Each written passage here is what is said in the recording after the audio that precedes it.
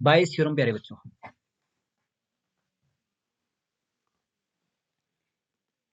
क्या कहती है बायस थ्योरम? क्या है स्टेटमेंट इसकी? प्यारे बच्चों, let S be the sample space of an experiment and E1, E2, E3, so on En are n mutually exclusive and exhaustive events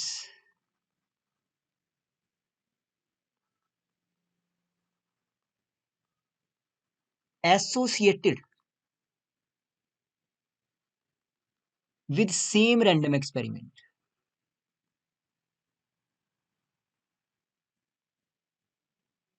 प्यारे बच्चों, let S be the sample space and E1, E2, E3, so on En are n mutually exclusive ऐसे event जो कभी भी एक साथ occur नहीं हो सकते, जिनके बीच का इंटरसेक्शन फाई होता है, ऐसे इवेंट को बोलते हैं म्यूचुअली एक्सक्लूसिव इवेंट। और उन इवेंट का जो यूनियन होगा प्यारे बच्चों, वो सैंपल स्पेस के बराबर अगर आ जाए तो उसको बोलते हैं एग्जॉस्टिव इवेंट। और एक ही एक्सपेरिमेंट के एन इवेंट्स आपके सामने हैं। If A be the any event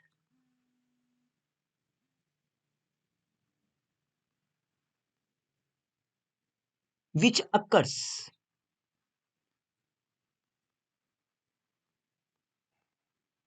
any one of these events, any one of these events, प्यारे बच्चों, can be expressed as P EI divided by A is equal to P EI P A by EI divided by sigma 1 to n P EI P A by EI, where I lies from 1 to till n। प्यारे बच्चों, कभी कभी क्या होता है कि इस साल जो मानसिकता है पेपर की वो बदलेगी, तो बायस थ्योरम की डेफिनेशन जो है स्टेटमेंट, वो आपको पता होनी चाहिए। प्यारे बच्चों, क्या है स्टेटमेंट? आइए इस चीज को समझते हैं। प्रूफ क्या है प्यारे बच्चों? हम सभी जानते हैं। As we know that as E1, E2, E3, so on En are mutually exclusive and exhaustive events.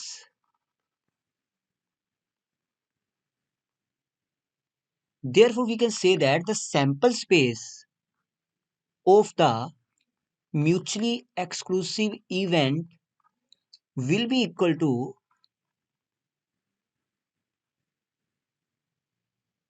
union of the mutually exclusive events.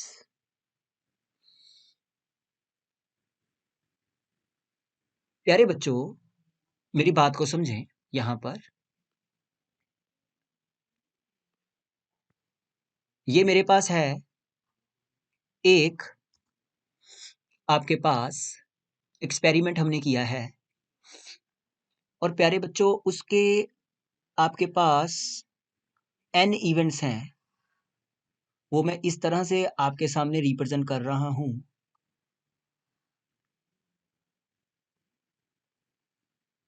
It's fine. प्यारे बच्चों ये E1 है, प्यारे बच्चों ये E2 है, प्यारे बच्चों ये E3 है, और प्यारे बच्चों ये En है। और एक ऐसा event which is associated with any one of the events, एक ऐसा event which is associated with any one of the events, एक ऐसा इवेंट है प्यारे बच्चों which is associated with any one of the events. प्यारे बच्चों इस बात को समझें, आपके पास n इवेंट है और n के n इवेंट म्यूचुअली एक्सक्लूसिव है, आपस में उनका ताल्लुकात नहीं है। और देखो कि म्यूचुअली एक्सक्लूसिव इवेंट इस पूरी रेक्टेंगल को ऑक्यूपाई करते हैं, और ये है आपके पास सैंपल स्पेस। अब प्यारे प्यारे बच्चों अगर आप ध्यान से देखोगे इस चीज को, ये क्या चीज है प्यारे बच्चों?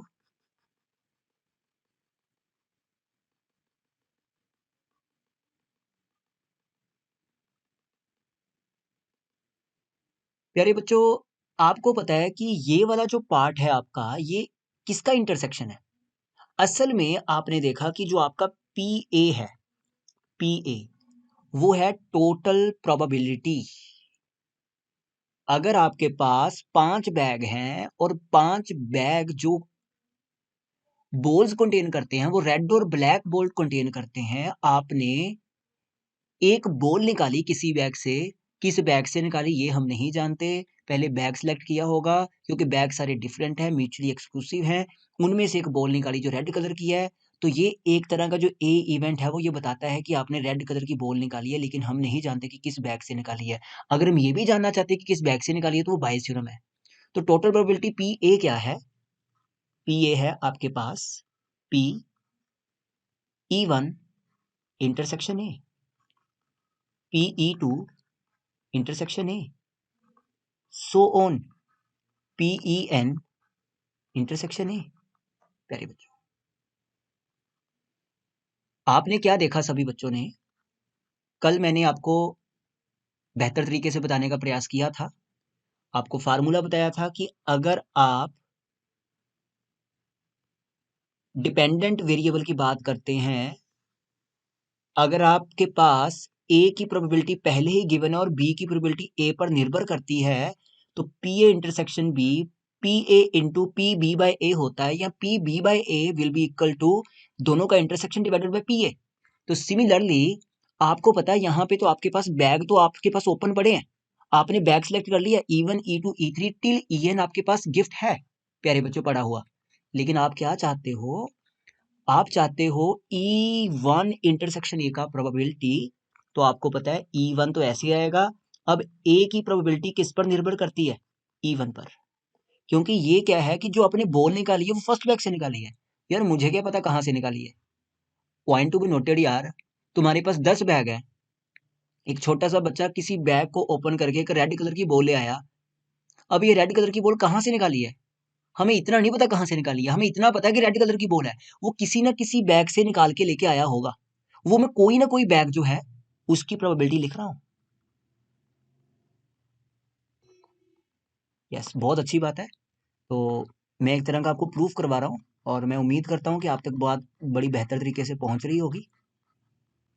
It's fine sir, it's very fine. अब यही जो चीज मैंने लिखी है ना, ये देखो ऊपर यही लिखा है EIA by EI। Yes sir, और इसी को आप ऐसे भी लिख सकते हो सर, सिग्मा लिख दो, 1 से लेके N तक आप लिख सकते हो sir EIPA by EI। It's fine sir. लेकिन लेकिन सर आपने जो बॉल निकाली है ना, बॉल सर मैंने ना E2 से निकाली है, E2 से निकाली है, तो सर आप ऐसा करो E2 बाय A कर दो, क्योंकि अब आपके पास ए की प्रोबेबिलिटी गिवन है, पहले आपके पास ए की प्रोबेबिलिटी नहीं थी, आपके पास E1 की प्रोबेबिलिटी थी। अब आपके पास रिस्ट्रिक्शन है, अब आपके पास रिस्ट्रिक्शन है। क्या रिस्ट्रिक्शन है? कि अब आपने जो बॉल निकाली है वो रेड कलर की निकाली है, लेकिन निकाली है इस बैग से, जो इवेंट अकर किया है वो इस बैग से अकर किया है, तो E2 बाय ए। और E2 क्यों लेंगे? इस बैग से अकर किया इस कलर का, E2 बाय ए क्या होगा sir? E2 intersection A divided by P ए, और is equal to E2 intersection है, अरे यार E2 इंटरसेक्शन है तो पता ही है, E2 into P E by P probability of A by E1 divided by P A probability of A क्या है, यही तो है। तो डियर देखो, E2 बाय A की प्रोबेबिलिटी अगर लिखनी हो तो मैं लिख सकता हूँ sir PE2 probability of A by E2, नीचे टोटल प्रोबेबिलिटी सिग्मा I2 प्यारे बच्चों N प्रोबेबिलिटी ऑफ क्या आ जाएगा यहाँ पे EI probability of A by EI। This is the hence proved, this is the proof of the general proof of the Bayes theorem. ये कहती है हमारी बायस थ्योरम हमको। अब इस चीज को समझना कैसे है आप सभी ने देखें, कुछ बच्चों के लिए बड़ा आसान, जो बच्चे घर में पढ़ते हैं, जिनका दिमाग अच्छा, वो बहुत ज्यादा भी कर सकते हैं। बाकी जो बच्चे पढ़ने के शौकीन नहीं है बिल्कुल भी, जो नहीं पढ़ना पसंद करते, उनके बस की बात नहीं है, तो फिर मुश्किल होगी। सिंपल सी बात है। ये प्रोबेबिलिटी 9th क्लास का 10th क्लास का नहीं है कि आपने 52 गार्ड के पत्तों में से हार्ट निकाल लिया और लिख दिया सर 13/52, ऐसा नहीं है। कुछ दिमाग सोचना पड़ेगा। ये वो चीजें हैं जो साथ साथ करने पे बनती हैं। आप सोचोगे रात को कर लेंगे हम, तो वो आपके पास वो दिमाग नहीं है, तो इसलिए बता रहा हूँ पढ़े। कोई रट्टाफिकेशन यहाँ पे हम करते भी नहीं है और ना ही करवाया जाता है, और लगा भी नहीं सकते आप यहाँ पे। अब मतलब क्या है इसका, कैसे पता चलेगा आपको कि यार सर ये आपका बायस थ्योरम का क्वेश्चन है या टोटल प्रोबेबिलिटी का क्वेश्चन है, कैसे पता चलेगा? सर ऐसा करते हैं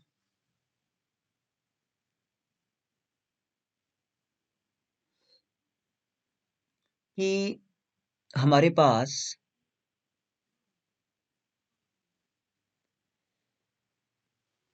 यहाँ पर एक सिंपल सा मैं क्वेश्चन लिखना चाहता हूँ आपके पास।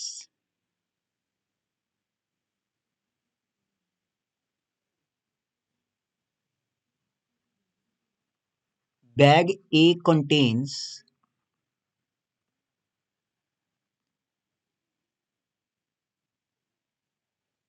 3 red and 4 black balls. Bag B contains 5 red and 6 black balls.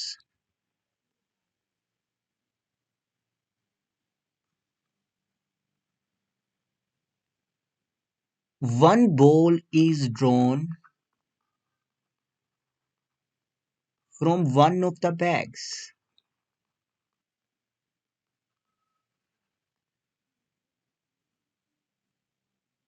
What is the probability?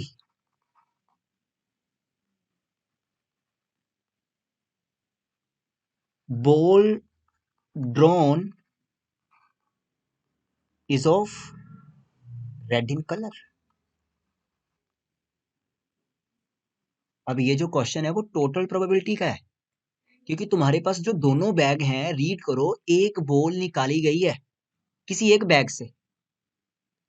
तो सबसे पहली बात, क्वेश्चन करने से पहले एक बात का खास अंदाजा आपको होना चाहिए कि तुमने E1 लेट कर लिया, first bag is selected,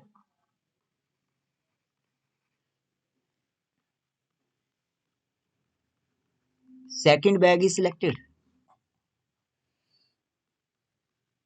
probability जो E1 का होगा और जो E2 का होगा, दो बैग है, 1/2। ठीक है जी, ये बैग सेलेक्ट करूंगा 1/2, ये बैग सेलेक्ट करूंगा 1/2, हेड और टेल जैसा है। ठीक है जी, ओके। बॉल निकालनी है तो एक बैग तो सिलेक्ट करना ही पड़ेगा। अब एक ऐसा इवेंट है कि ड्रोन जो बॉल है ना, इज ऑफ रेड कलर, वो रेड कलर की है बॉल, रेड कलर की है। अब मैंने जैसे आपको करवाया है ना सारा, मैं वैसे ही नहीं करवाऊंगा अब, क्योंकि वैसे अगर आपको आदत पड़ गई तो फिर कुछ बच्चों को किताब से समझ नहीं लगेगा। मैंने तो आपको ये चीज जो जनरल बताई है ना, लोग यही फार्मूला यूज करते हैं। आपको पता है जो बॉल निकाली है वो रेड कलर की है, जैसे कि सिर्फ ये जो बैग में से बॉल निकल रेड कलर की है, जो कलर किया है इसकी, ये नहीं कहा कि सेकंड बैग से निकाली है। आओ जी, ball drawn is of red in colour. लो जी, A/E1 का मतलब क्या है कि जो बॉल निकाली है वो रेड कलर की है, लेकिन कहां से? फर्स्ट बैग से। फर्स्ट बैग से निकाली है।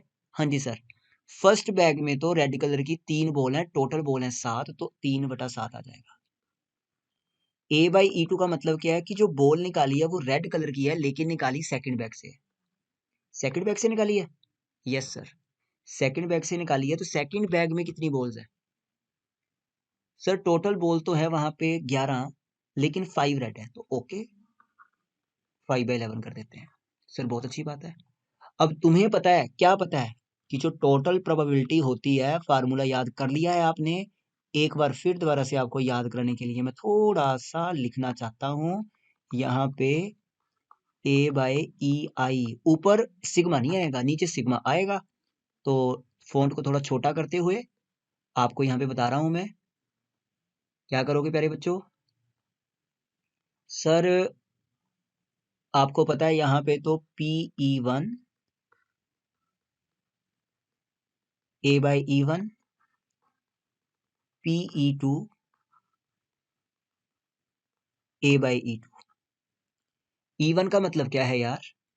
E1 तो 1/2 ही है, तो 1/2 मल्टीप्लाई 3/7,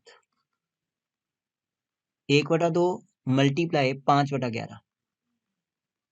सर ऊपर 3 इधर 5। सर लेकिन एक मिनट धैर्य रखना पड़ेगा। सर इधर तो आया 14 और इधर आया 22, तो यहाँ पर 22 और 14 का जो LCM है वो कितना है प्यारे बच्चों? वो आप लिख सकते हो, जितना भी है। ठीक है ना? What is the LCM? वो छोटे से छोटा नंबर जो इन दोनों नंबरों से डिवाइड होता है। वो कौन सा नंबर है जो इन दोनों नंबरों से डिवाइड होता है प्यारे बच्चों?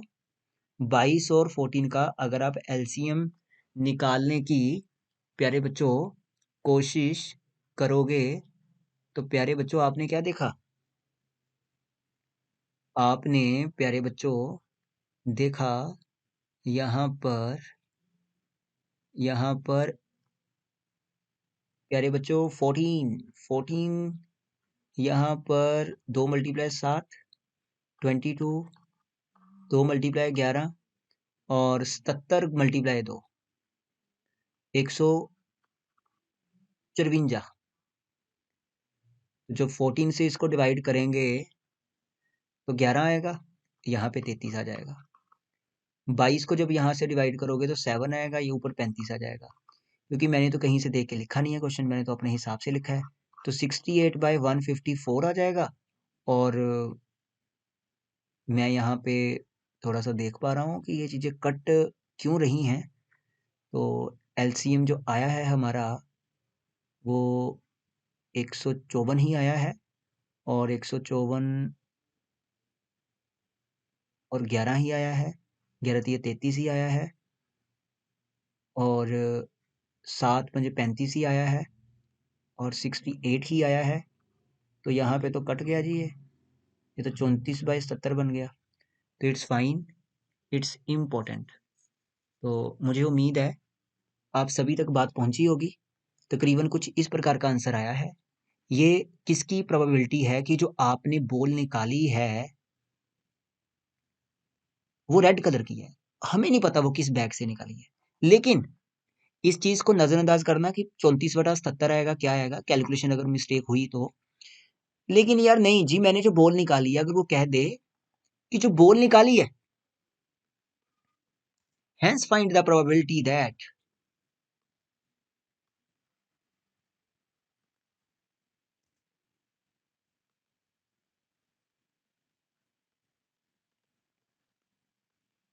ball drawn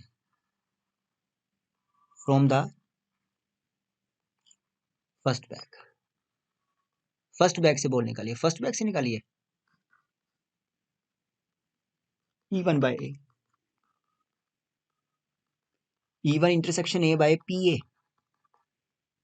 E1 intersection A आपको पता है P E1, probability of A by E1, नीचे आ जाएगा पी ए, और E1 की प्रोबेबिलिटी क्या है सर, E1 की है 1/2, और ए बाई E1 की प्रोबेबिलिटी क्या है सर, वो है 3/7। टोटल नीचे आ जाएगा 34/77। तो क्या देखा जी आपने, आपने देखा नीचे सर ये 7, सर ये 11, तो सर ये आ गया 3, और यहाँ से 34 है क्या, अच्छा ऊपर 34 है, तो सर 34 दूना तो 68 होते हैं, और ऊपर आ गया सर आपका 11, 33/68 विल बी द, क्या कहता है जी क्वेश्चन,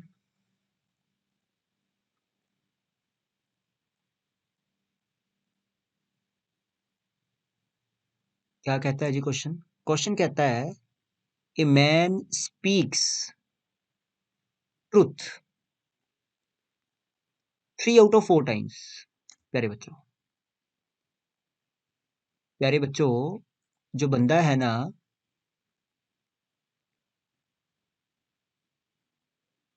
वो 4 में से 3 बार सच बोलता है, 4 में से 3 बार सच बोलता है।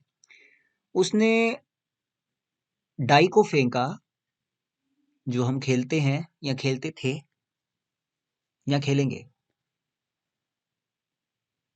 डाई को फेंका और बोल दिया कि ये 6 है। Find the probability that it is actually a 6। देखो वैसे देखा जाए तो बाइस थ्योरम का बड़ा ही ज्यादा आपकी भौतिक जिंदगी के अंदर भी बेनिफिट है, अनुमान सही रहता है। एक बंदा सच बोलता है 4 में से 3 बार, और 75% लगभग सच बोलता है, और उसने डाई को फेंका और लिख दिया कि सर 6 आया है। अब हमें नहीं पता 6 आया नहीं आया, हमें पता है, इतना पता है वो 75% सच बोलता है। अगर वो 6 भी आएगा या नहीं आएगा, देखो ना एक बात को समझे, यहां वो 4 में से 3 बार सच बोलता है, और यहां उसके पास 6 आउटकम है, 6 में से एक आया है। अगर यहाँ पे भी 4 होते ना तो कुछ रिलेशन बाइस का नहीं बनता, लेकिन यहाँ पे डिफरेंशिएशन बड़ी ज्यादा है। अब बच्चा क्या कह रहा है, क्वेश्चन ये है कि एक बंदा 4 में से 3 बार सच बोलता है, उसने डाई को फेंका और लिख दिया कि सर 6 है, क्या प्रोबेबिलिटी है कि वो 6 है। आप दो तरह के केस ले सकते हो इसके अंदर, E1 ये भी ले सकते हो कि वो सच बोलता है, E2 ये भी ले सकते हो वो झूठ बोलता है। लेकिन आप ये भी इवेंट ले सकते हो प्यारे बच्चों, क्या इवेंट ले सकते हो, आप इवेंट ये भी ले सकते हो प्यारे बच्चों कि जो आपका E1 है वो क्या है, प्यारे बच्चों आप ले सकते हो E1 कि ही थ्रो 6, उसने 6 थ्रो किया था,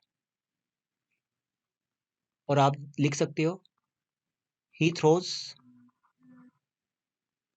नॉट ए 6, कोई और नंबर उसने थ्रो किया था। प्यारे बच्चों अब क्या थ्रो किया था ये तो हम नहीं जानते। अब प्यारे प्यारे बच्चों, अगर उसने 6 थ्रो किया था तो उसका प्रोबेबिलिटी तो 1/6 होगा, और उसने अगर 6 थ्रो नहीं किया था तो कुछ और थ्रो किया होगा 5/6। ए एक ऐसा इवेंट है, he throws a die and report that it is a 6।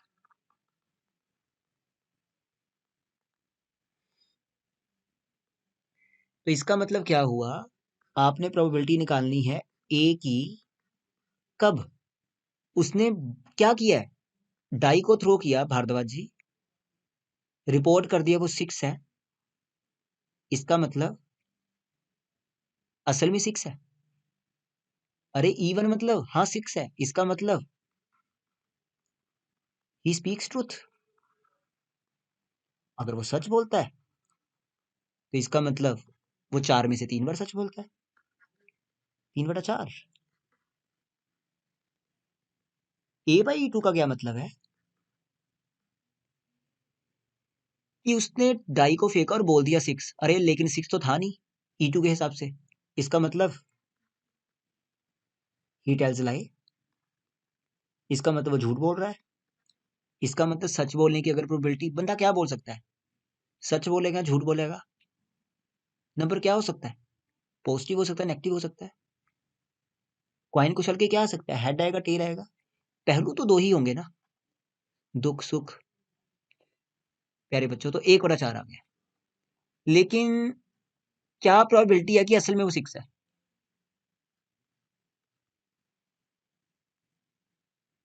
देखो ये प्रोबेबिलिटी है टोटल कि वो 6 है, ये वाली जो है, लेकिन असल में 6 है वो क्या है सर, E1/A। असल में 6 है सर, मेरी बात मान लो। ओके, अब आपने क्या करना है, डायरेक्ट ही लिखना है E1 प्रोबेबिलिटी A/E1, नीचे प्रोबेबिलिटी A की डायरेक्ट लिख दूंगा मैं, यहाँ पे अपना टाइम और आपका टाइम वेस्ट नहीं करूंगा। E1 तो है 1/6 और A/E1 है 3/4। क्या आ जाएगा सर, 1/6, क्या आ जाएगा 3/4, क्या आ जाएगा 5/6, क्या आ जाएगा 1/4। सर बहुत अच्छा लिखा आपने, बहुत अच्छी बात है। ये देखो सर, ये कट गया, कॉमा निकल गया, सर ऊपर आ गया 3 और नीचे आ गया 3 + 5। सर ये तकरीबन आंसर जो आया वो 3/8 आया है, और सर मैं यहाँ पे लिख सकता हूँ हेंस प्रूफ्ड।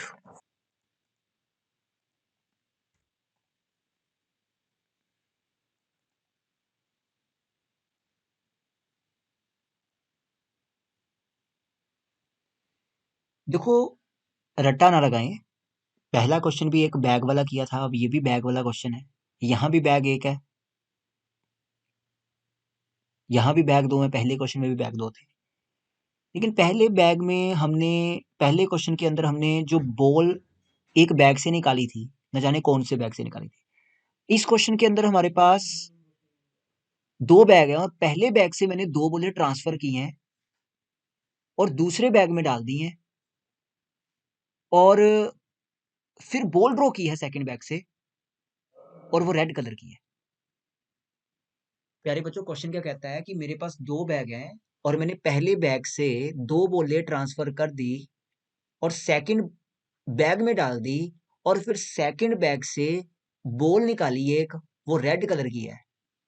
लेकिन भाई साहब, आपने रेड कलर की बॉल तो निकाली है, लेकिन सवाल उठता है कि जो आपने ट्रांसफर की थी वो रेड की थी या ब्लैक की थी। तो प्रश्न है क्या प्रोबेबिलिटी है कि जो ट्रांसफर बॉल है वो बहुत ब्लैक है।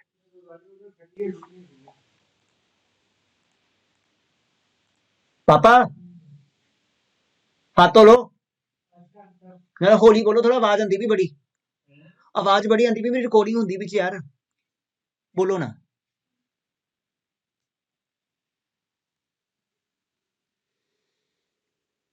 प्यारे बच्चों क्या है हमारे पास यहाँ पर,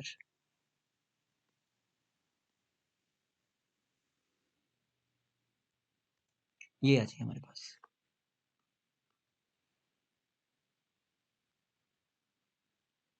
ये बैग 1 है और ये बैग 2 है और ये रेड बॉल है और ये ब्लैक बॉल है। 3 रेड, 4 ब्लैक, 4 रेड, 5 ब्लैक।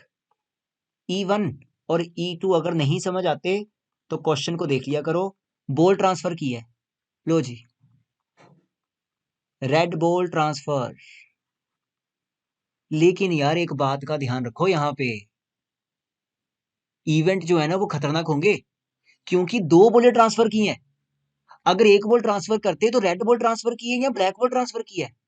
तो प्यारे बच्चों लेकिन यहाँ पर जो भी हमने इवेंट लेट करने हैं, जसलीन जी जो कि एब्सेंट है, इवन, इवन क्या है, both red ball transfer, both black ball transfer. 1 red 1 black ball transfer. 2 बॉलें ट्रांसफर की हैं। आओ प्यारे प्यारे बच्चों, देख लो यहाँ पे तुमने क्या किया है, 2 बॉलें ट्रांसफर की है पहले बैग से। ओके, कौन सी की हैं सर? दोनों रेड। दोनों रेड, कितनी है रेड? 3। तो sir 3C2 divided by 7C2। Sir दोनों की दोनों जो ट्रांसफर की है आपने वो ब्लैक की है। ब्लैक कितनी है? 4। 4C2 divided by 7C2। Sir दोनों की दोनों जो बॉल ट्रांसफर की हैं वो सेम नहीं है, एक उसमें से रेड है और एक उसमें से ब्लैक है। Sir divided by 7C2। Sir solve करना चाहते हो तो कर लेते हैं प्यारे बच्चों। 3C2 तो 3 होता है, 3C2 तो 3 होता है और 7C2 7 होता है। 4C2 तो 6 होता है और 7C2 तो 4C2 तो 6 होता है। यहाँ पे मैंने थोड़ा गलत कर दिया। यहाँ पे 3C2 आपके पास तो 3 होता है, लेकिन यहाँ पर जो 7C2 है प्यारे बच्चों, जगह का अभाव होने के कारण मैंने कहा कि सीधे कुछ लिख देते हैं, लेकिन 7C2 आपको पता है 7×4 = 21 होता है, तो 1/7 आ गया। 4C2 तो dear as we all know क्या होता है सर? सर 6 होता है और नीचे सर 21 होता है, तो सर 2/7 आ गया। और सर ऊपर कितना आ गया? 3, 3×4 = 12। नीचे कितना आ गया सर? 21 आ गया, तो सर 4/7 आ गया। तो 4/7, 2/7, 1/7 जोड़ोगे तो 7/7 बात बन जाएगी। म्यूचुअली एक्सक्लूसिव और एग्जॉस्टिव इवेंट होने बड़े ज्यादा जरूरी। पेपर में तो बड़ा सीधा सा क्वेश्चन आना है इस साल तो खासकर। लेकिन अभी ये हो गया 1 नंबर का काम। अभी तुमने बॉल निकाली है सेकंड बैग से जो रेड कलर की है। Okay, ball drawn from the second bag. Ball drawn from the second bag which is red in colour. तो क्या है प्रोबेबिलिटी A/E1 की? जो बॉल निकाली है वो रेड कलर की है। कब? जब आपने दोनों की दोनों बॉलें रेड ही ट्रांसफर की थी। तो इसका मतलब इसके अंदर बॉलें कितनी है? टोटल 11, लेकिन रेड बॉल कितनी है सर? 6। तो सर 6/11। A/E2 का मतलब क्या है? सर आपने बॉल जो ड्रा की है वो तो रेड कलर की है, लेकिन जब आपने जो बॉल ट्रांसफर की है प्यारे बच्चों वो दोनों ही ब्लैक की है। ड्रा की है रेड कलर की बॉल, लेकिन ट्रांसफर दोनों क्या की थी? ब्लैक। ब्लैक की थी। तो सर ब्लैक कितनी है? सर ब्लैक तो यहाँ पे 7 होंगी, लेकिन मुझे ब्लैक का ताल्लुकात ही नहीं, मुझे तो रेड चाहिए। 4/11।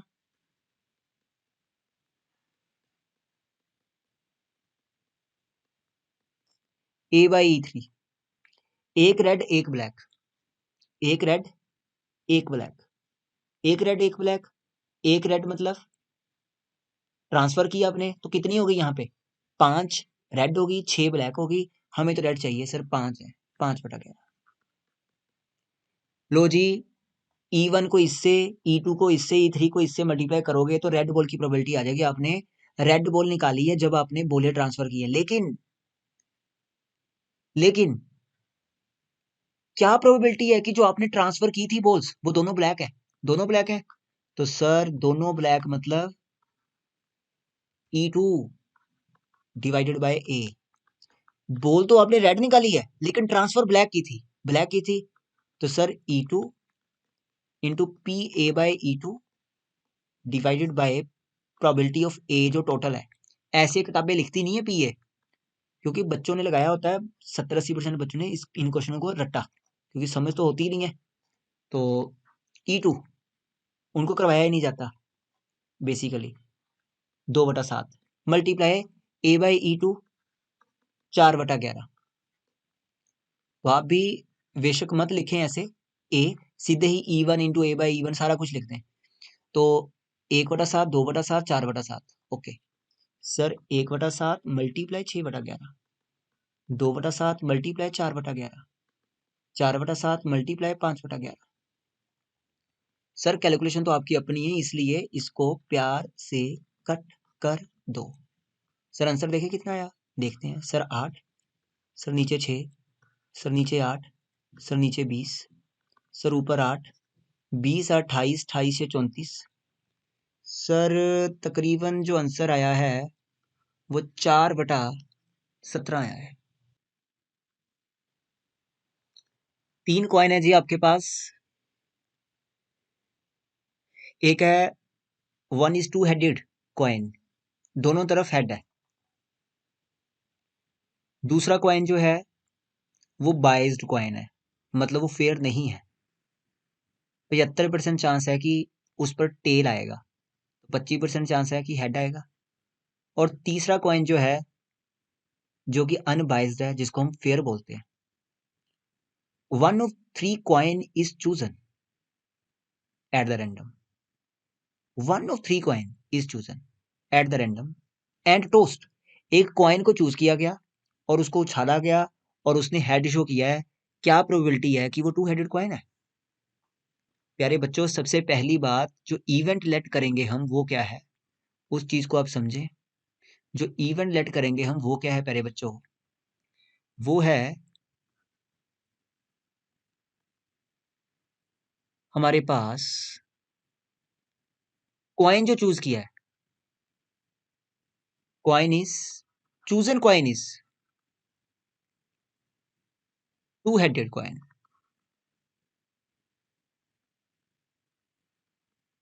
कॉइन इज बाइज्ड, और जो कॉइन है इज अनबाइज्ड, फेयर है। तो मतलब क्या है प्यारे बच्चों, कि जो E1 की प्रोबेबिलिटी है, E2 की प्रोबेबिलिटी है और E3 की जो प्रोबेबिलिटी है वो लगभग सेम है। जब आपको कुछ ना समझ लगे तो सेम कर दो, लेकिन यहाँ पे तो सब कुछ हमें समझ लग रहा है यार। 3 कॉइन है, न जाने कौन सा कॉइन निकला होगा, 2 हेडेड निकला होगा, फेयर निकला होगा, अनफेयर निकला होगा, 1/3 1/3 1/3। एक ऐसा इवेंट कि चूजन कॉइन जो है is tossed and shows head. Okay sir, very fine. PA/E1, आपने कॉइन को उछाला और हेड आया। आपने कौन से कॉइन को उछाला? E1, 2 हेडेड कॉइन, तो हेड आने के चांस तो 1 है।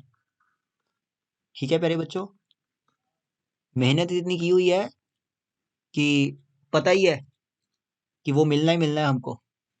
तो A/E2 सिक्का जो है, दोनों तरफ जो है वो हेड ही है, ठीक है ना। तो A/E2 बाइज्ड कॉइन है, और आपने कॉइन को उछाला और हेड आएगा, लेकिन कॉइन बाइज्ड है। हेड आने के चांस तो भाई साहब 75% तो टेल आने के हैं, तो हेड आने के 25% है। तो 25% को मैं लिख सकता हूँ 25/100, सर 1/4।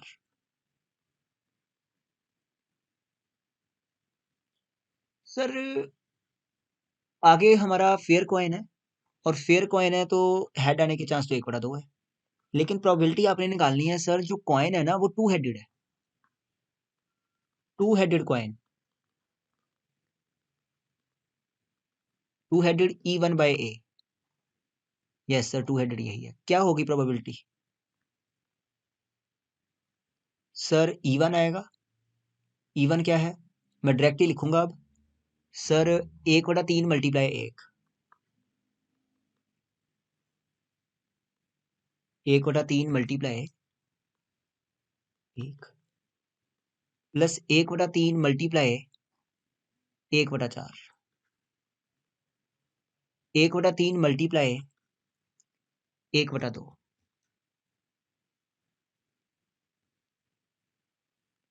प्यारे बच्चों, क्या देखा आपने? 3 से 3 से 3 से 3 कट गया, क्या बचा? ऊपर 1, नीचे सर बचा 1 प्लस के 1/4 प्लस 1/2। तो सर आपको पता ही है, 1 नीचे कितना आया सर? 4 जमा 1 जमा 2/4। तो सर आपका आंसर आया 4/7। 4/7 है जो आपने कॉइन सिलेक्ट करके उछाला था, वो हेड आया था, लेकिन जो कॉइन उछाला था वो टू हेडेड था और हेड आने की प्रोबेबिलिटी उसके ऊपर इन परिस्थितियों के अंदर 4/7 है। इन परिस्थितियों के अंदर 4/7